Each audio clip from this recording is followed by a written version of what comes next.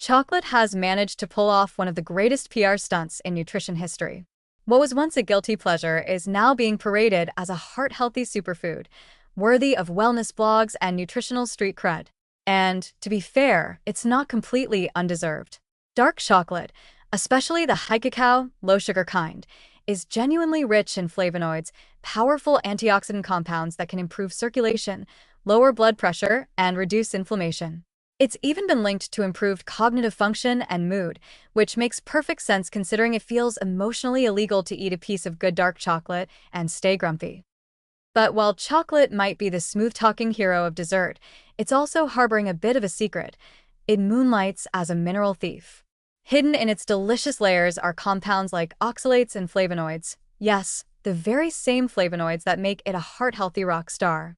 And when consumed in large amounts or poorly timed, they can interfere with the absorption of essential minerals, especially iron and calcium.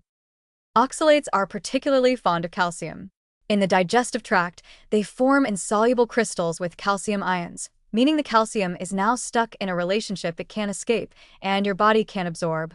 If you've ever eaten a calcium-rich meal and chased it with a generous chunk of dark chocolate thinking, "I'm being so healthy right now," you might have just watched your calcium walk off stage with a partner that doesn't even care about your bone health.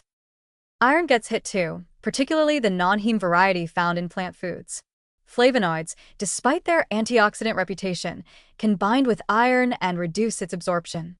So while dark chocolate can support cardiovascular health on one hand, it can quietly undermine your efforts to raise or maintain your iron levels if eaten too closely with your meals. It's kind of like the charismatic coworker who brings cupcakes to the office and also forgets to submit their half of the project. Of course, the degree to which chocolate interferes with mineral absorption depends on the amount, timing, and what else is going on in your digestive system. A small square of chocolate after a meal won't derail your nutritional destiny. But turning a bar of 85% cocoa into a mid-meal side dish? That might start to make a difference, especially for people already walking the nutritional tightrope, like vegetarians, vegans, menstruating women, or those recovering from deficiency. That said, chocolate doesn't need to be exiled from your life. This isn't a bitter breakup story. It's more like, we need boundaries. If you want to enjoy chocolate for its health benefits without sacrificing your mineral absorption, it's all about timing. Having it a couple of hours after meals, once your digestive tract has already handled its business, gives those minerals a better shot at actually making it into your bloodstream. That way, you still get the mood boost and antioxidant support without locking your iron and calcium in a biochemical escape room. Also, not all chocolate is created equal.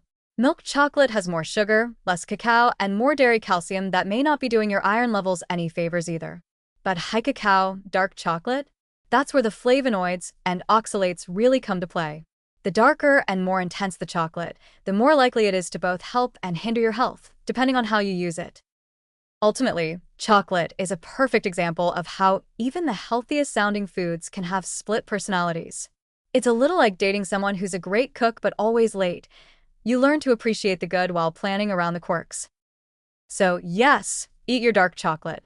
Savor it. Enjoy it. Just don't invite it to dinner with your iron supplements, your spinach salad, or your calcium-fortified smoothie. Chocolate is best treated like a solo act.